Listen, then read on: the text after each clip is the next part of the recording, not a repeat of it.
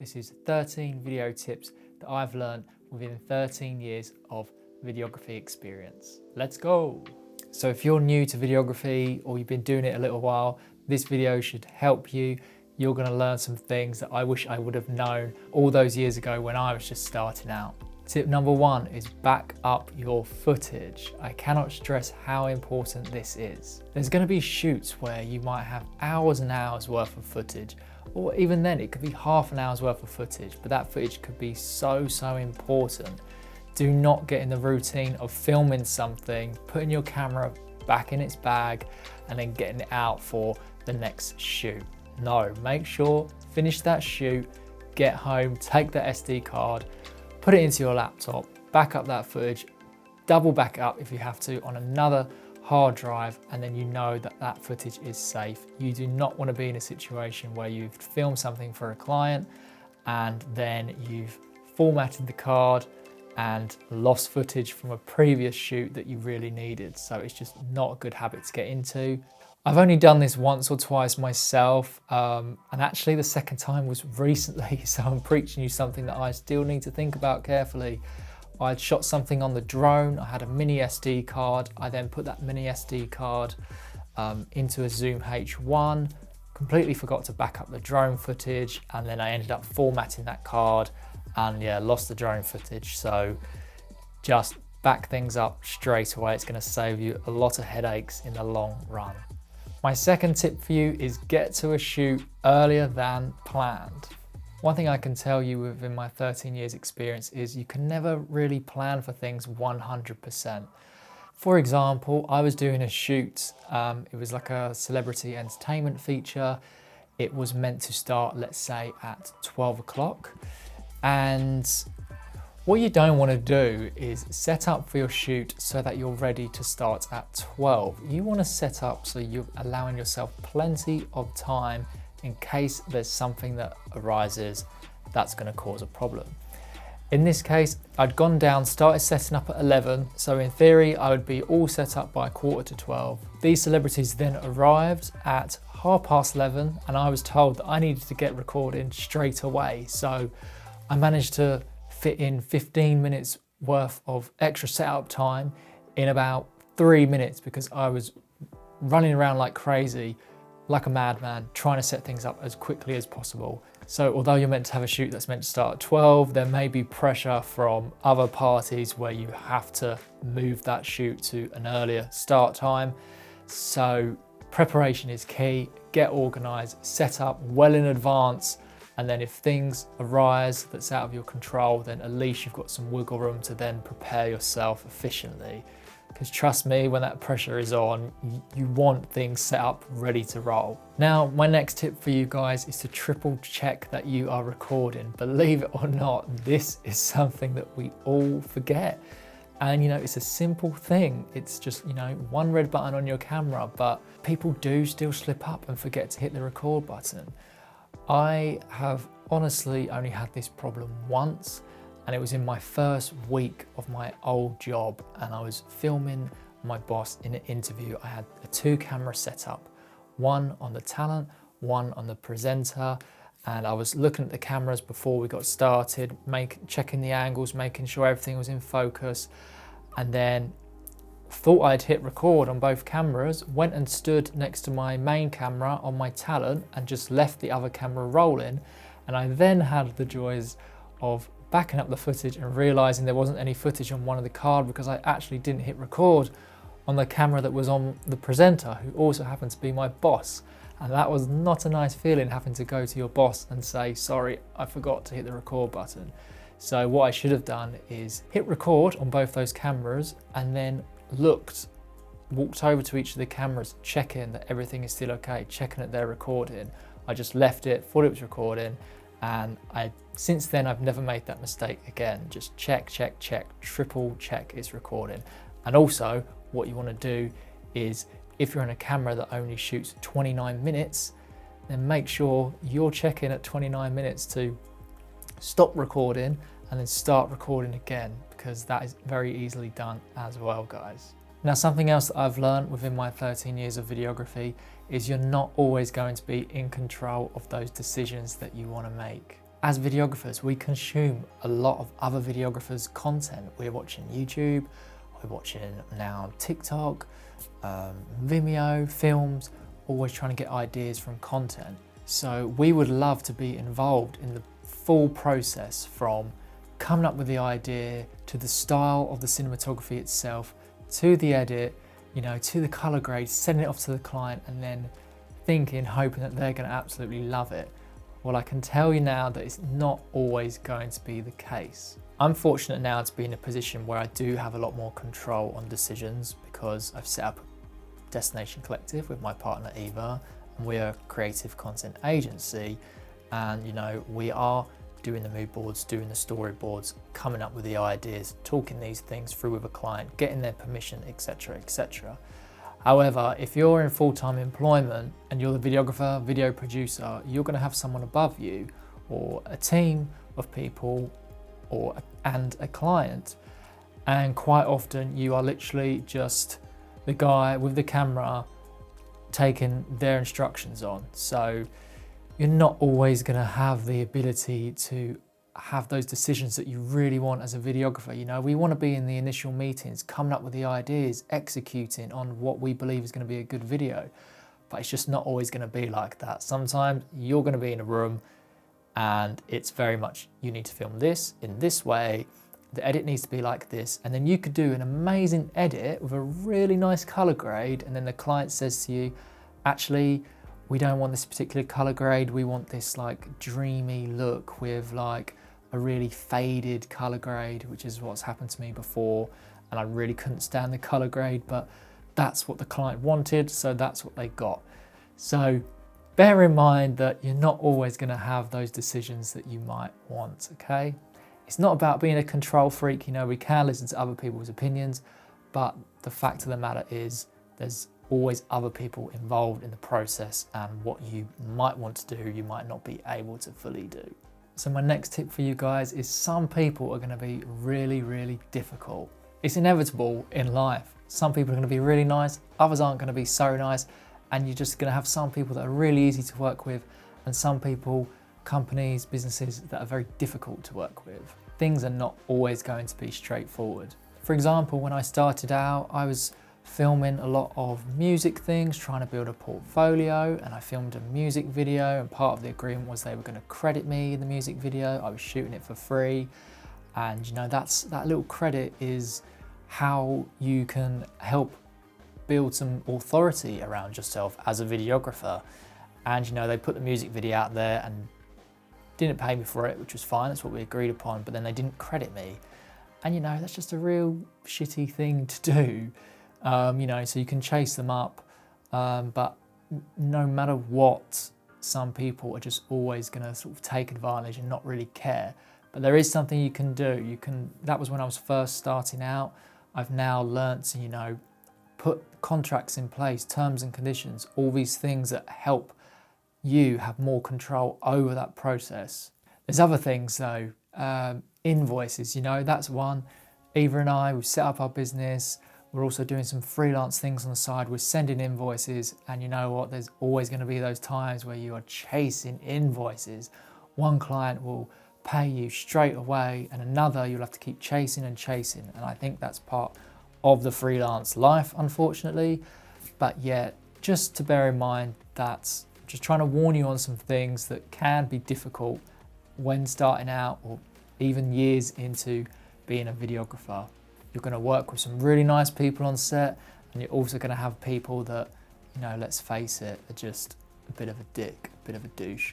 But as long as you're a nice person, that's what counts. Now this leads you into my next point, and that is to be a nice person. It costs nothing to be kind, nothing to be nice. From what I've learned is, there's so many people out there that can make a good video, you know, but people want people that they can work with as a team. You need to be a team player. And if you're one of these people on set and you know you've got a massive ego, or you're really arrogant, or you're just rude to other people, people are going to notice that, and they're not going to want to work with you again. It costs nothing to be nice, to be kind. So whenever you're doing a job, make sure you do that job really well, but you know, have respect for people on that set. Be a nice person. Try to build some rapport with other people on set, have conversations, get to know them, you know, take pride in your work. Lo and behold, these people are more than likely going to reach out to you again because firstly, you did a great job, and secondly, you were also a real pleasure to work with, and that's invaluable, and that is how you can help spread your name out there so that you can get more work. So my next tip from you for my 13 years of making videos is to always have backup equipment. Again, this might sound inevitable, but I'm telling you now, it's so important.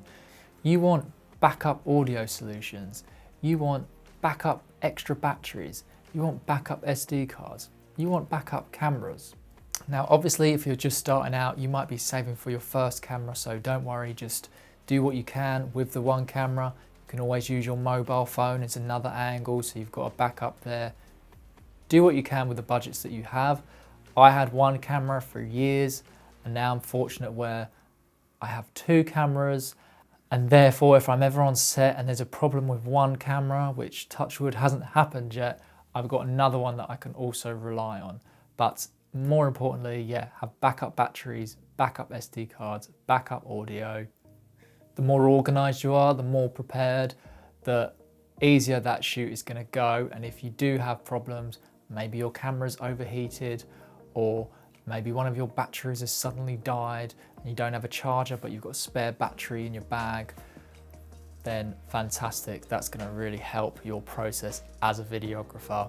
And you want to be a reliable person to have on set. You don't want to be one of these people, which I've had work for me before, that's forgotten to bring extra batteries, and it's just, you know, it's so poor. So make sure you're organized and always have backup solutions available in your kit. So my next tip for you guys is don't pay too much attention to what other people's opinions are. Of course, you know, it's great to get feedback on your work, feedback from your boss, feedback from friends, family, but at the end of the day, you put together this video and it's up to you to decide if you're happy with it. Learn from the experiences you've had with that video. Quite often, I'm sure many of you are amongst part of these videography groups on Facebook, and every single person on there has an opinion, and they're like, no, you can't use this camera, it's out of date, or you must have this camera to be a good cinematographer. You know, just try not to pay attention to all of that, because there's always someone behind a keyboard that's just putting people down. You know, you can make videos at the end of the day with a mobile phone. Simple as that. For me, it's the storytelling that really counts. Yes, it's great to have higher quality production with some better specs on cameras, but don't let that stop you from filming. Don't let other people's opinions put you down. It's really important that you stay confident and you keep putting your work out there, keep doing, and like I say, take on board some feedback, but ultimately learn from your own experiences and don't let some idiot behind a keyboard put you down. My next tip, guys, is don't worry too much. To this day, which I need to learn from this tip, because I always build myself up so much, I put so much pressure on myself, and I always worry, for example, I did a fashion shoot recently and I was like, oh gosh, like the shots I'm getting, they're not good enough, I'm not happy with the lighting. You know, I was thinking that when I go to edit this, it's really not going to be great, and I hold such high expectations on myself, my work. And then I started looking at the footage and was editing it together, and it was much better than I anticipated, which is just, like my girlfriend would say, typical Greg, because I'm always expecting the worst and I'm always worrying, which isn't great. You know, it's great that you have high standards, but yes, something that I've learned and I'm still trying to learn is just to not worry. Chances are you're going to do a much better job than you are thinking that you would actually do. So don't worry too much, guys. Just go out there, shoot and have fun and trust in yourself. Next up, guys, is be creative. That sounds so obvious, but what I mean by that is if you have limitations to what you think is stopping you from becoming a good videographer, then think outside the box. Be as creative as you can.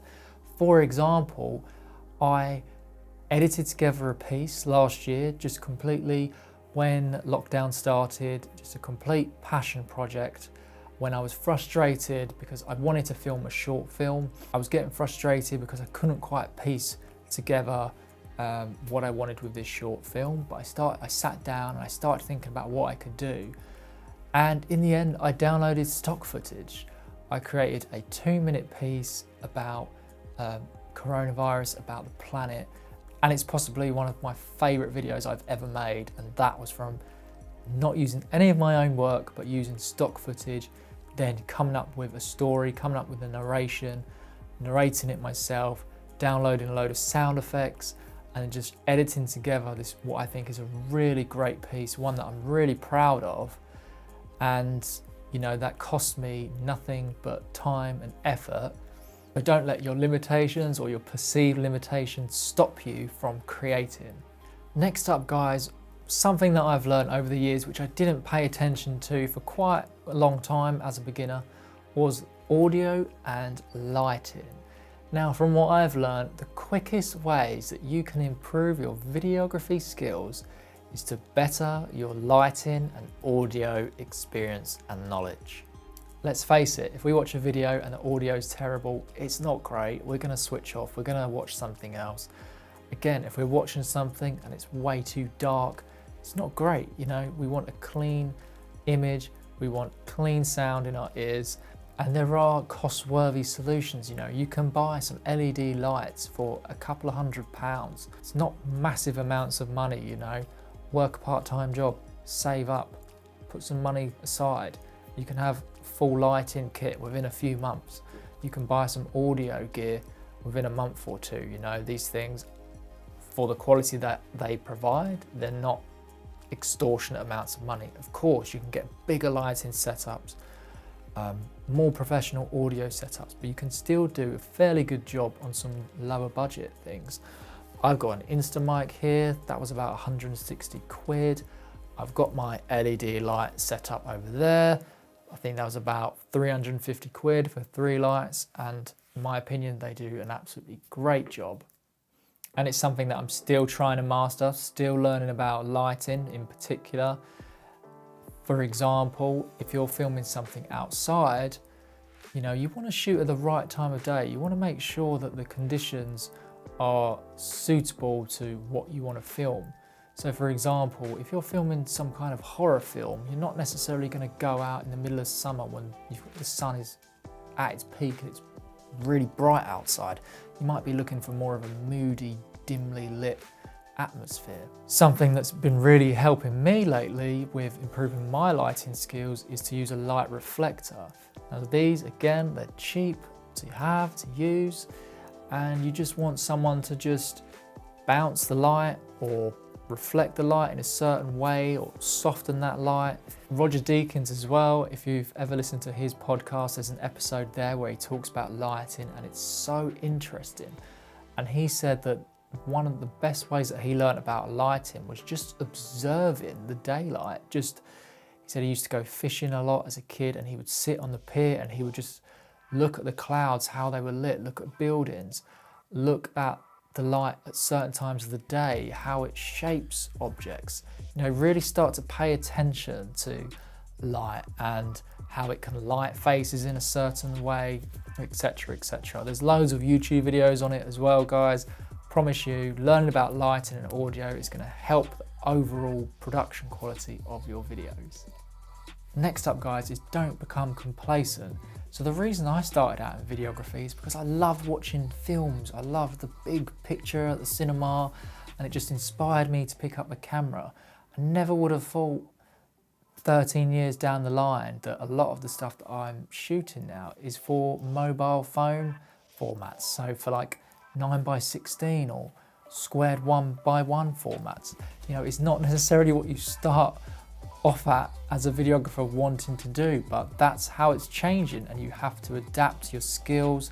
You have to keep learning. You cannot become complacent and just be happy with the level of skills that you have right now. You have to keep learning, keep innovating, stay on top of the latest trends, watch content, consume content, learn from what other people are doing, because trust me, if you're not putting in that time and effort to continue learning your craft, some guy next to you or down the road he or she is going to be working hard in the background, and guess what? You're going to stay where you are, and they're going to keep learning and get better than you, and then they're going to get more work than you.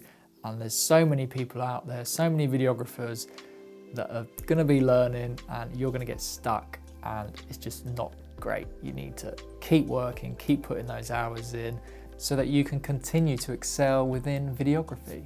And wouldn't it be great if someone could go to you as a videographer, you know, that's an expert, that's so up to date on all things video. It's going to help you tremendously in your career. Now, my last tip for you guys is to remember why you started in the first place. You know, I picked up a camera because I love to watch films. I love to make stupid videos with my friends. I did Camp America and we were just doing silly stuff, throwing American footballs at each other, and it was just a good laugh, but I enjoyed piecing it together. For me, video was about fun and just expressing myself. And when times are tough, when you are putting out a lot of videos, it can become frustrating, it can be difficult, but just take a little break from it and remember why you started, because let's face it, you started for a reason, or many reasons, and it was your passion, and hopefully it still is your passion. And yeah, take that break, put that passion to work, and enjoy the process.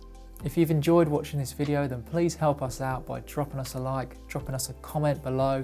Tell me what you've enjoyed about the video. Do you have any other tips? I would love to hear. Please let me know. Thank you ever so much for watching.